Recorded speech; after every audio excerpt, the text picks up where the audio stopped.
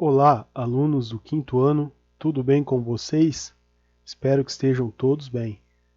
Pessoal, vamos retomar agora o nosso estudo aqui da terceira parte do capítulo 4, Atividades Econômicas e Tecnologia na Antiguidade, da página 96 até a página 102.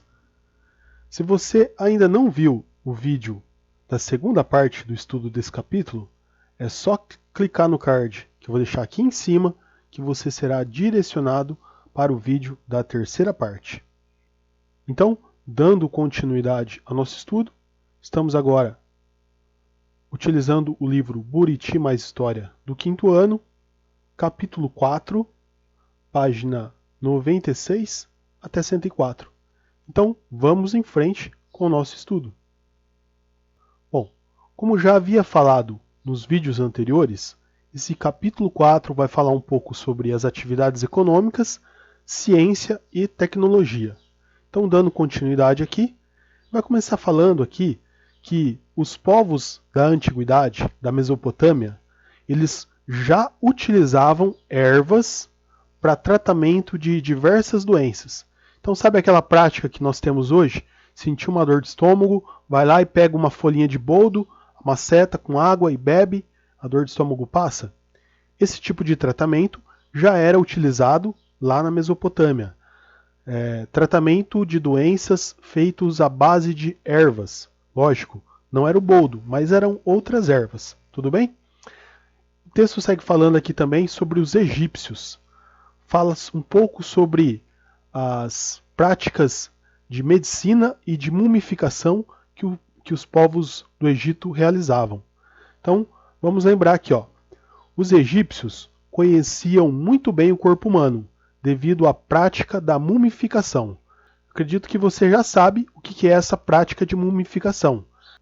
Aquela técnica utilizada para conservar o corpo dos faraós, onde eles colocavam ali plantas, princípios químicos ali, faziam todo um trabalho naquele corpo para conservar esse corpo, porque eles acreditavam, inclusive, que esse corpo ele iria para o outro mundo e a pessoa, o faraó, ele iria precisar desse corpo para fazer a passagem no outro mundo. Então, existia essa técnica, de mumificação para conservar o corpo. E por isso, por estudar o corpo, por abrir o corpo, eles conheciam muito bem o corpo, os órgãos, e com isso eles desenvolveram a medicina. O texto segue falando aqui, Eles tinham escolas voltadas para o conhecimento da medicina, chamadas de Per-Ankh. Os remédios incluíam bebidas feitas à base de plantas e partes de animais. Contudo, eles acreditavam que algumas doenças eram enviadas pelos deuses e por isso misturavam algumas práticas consideradas mágicas ao tratamento médico. Então, existia lá entre os egípcios uma escola de medicina, uma medicina não igual a que nós temos hoje, mas a ideia é parecida, onde se estudava os corpos, os órgãos e utilizava plantas e pedaços de animais para fazer remédio. Vamos entender dessa forma. Eles utilizavam para fazer esses remédios. Mas também o texto diz que eles acreditavam em práticas mágicas. Então, essas práticas mágicas não tinham nada a ver com medicina, mas eram crenças que eles tinham onde eles utilizavam ali feitiços, poções, enfim, evocações de palavras mágicas que eram utilizadas na cura de algumas doenças. O texto segue falando aqui um pouco também sobre a Grécia Antiga. Vou ler para vocês. Um dos pensadores que mais se destacaram no conhecimento sobre o corpo humano e as doenças foi Hipócrates. Para ele, as causas de diversas doenças eram naturais e não sagradas ou mágicas, como acreditavam curandeiros da época. Hipócrates baseava seus diagnósticos na observação dos sintomas, estabelecendo com isso critério racional e não mágico no tratamento de doenças. Então aqui tem uma imagem aqui do do Hipócrates, ele acreditava que as doenças possuíam causas naturais, então ele não exercia essa prática de medicina mágica, de feitiços, de poções. Ele tentava sempre se basear no diagnóstico de observação dos sintomas. Como assim, observação dos sintomas? Imagina que você está com uma dor na cabeça. Você procura um médico e fala para o médico: olha, eu estou com uma dor na cabeça. Ah, mas em que parte da cabeça? Na frente? Do lado? Atrás? Em cima? Então, dependendo da parte da cabeça em que está doendo, pode ser uma doença diferente. Então, era a partir dessas observações que Hipócrates fazia diagnósticos de doenças, observando sintomas e estabelecendo algumas correlações para fazer um diagnóstico. Tudo bem? Vamos em frente aqui com o nosso estudo.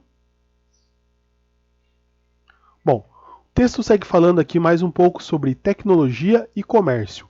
O que tem a ver a tecnologia e o comércio? Bom, vamos pensar um pouco em como acontecia o deslocamento das mercadorias. Como que você leva a mercadoria de um lugar para ir vender em outro lugar? Bom, você pode levar por uma carroça, por um cavalo, ou você pode levar por um barco. E é isso que está trazendo o texto. Ó. O texto está dizendo assim, ó, nas cidades portuárias havia construtores de barcos que produziam pequenas embarcações feitas de papiro, usadas para a pesca. Então, não sei se vocês se recordam, nós já falamos sobre o papiro. Papiro era aquele material utilizado para fazer papel. Então, com o mesmo material que eles utilizavam para fazer o papel, não exatamente o papel que nós temos hoje, mas é um papel daquela época, diferente. Eles utilizavam esse material para fazer pequenas embarcações, barcos, que eram utilizados na pesca. Além disso, eles faziam algumas outras embarcações maiores de cedro. E eles utilizavam esses barcos maiores para se deslocar pelo mar ou por rios para poder fazer o comércio dos seus produtos. Então, faziam embarcações que navegavam em mar ou em rios e colocavam ali nessas embarcações os seus produtos para ir vender a outros povos, comercializar com outros povos, etc. Então vamos pensar o seguinte: quanto de conhecimento é necessário para se fazer um barco? Ou um barco maior, que navega no oceano, no mar? Certamente é necessário bastante conhecimento, bastante estudo, domínio de matemática, domínio dos materiais, com qual material você constrói, como que você faz para esse barco não desmanchar, enfim.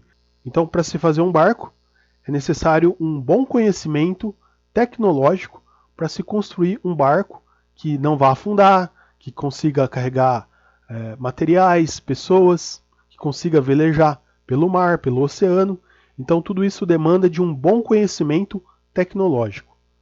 E aí vocês podem observar como a tecnologia era presente lá nas civilizações do Egito e da Mesopotâmia.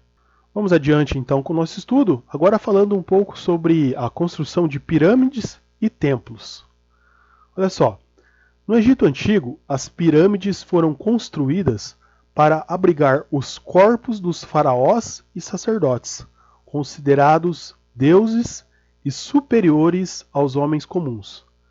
Então, as pirâmides eram aonde se colocava o corpo do faraó e do sacerdote depois que eles morriam.